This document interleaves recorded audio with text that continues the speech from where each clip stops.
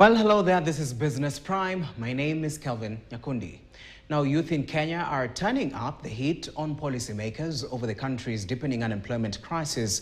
Speaking at the Youth Employment Summit in Nairobi that drew over 170,000 participants, the youth have called on greater recognition and formalization of informal sector jobs, including domestic work, as a legitimate path to economic empowerment, arguing that valuing existing livelihoods could unlock billions for the economy, boost tax revenues, and curb rising joblessness.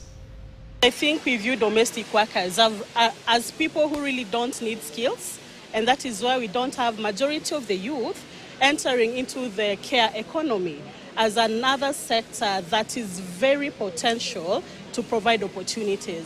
The reason is we have invested more into the migrant workers, but we have local domestic workers who, for us at Oxfam, are very critical because people consider this as an informal economy, yet it employs majority of women.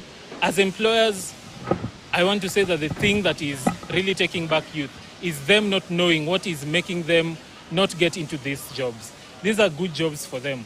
We want decent jobs for them, jobs that pay minimum wage. And so can employers also meet us halfway and join us in such interventions, when we are bringing such multitudes together to speak on these solutions.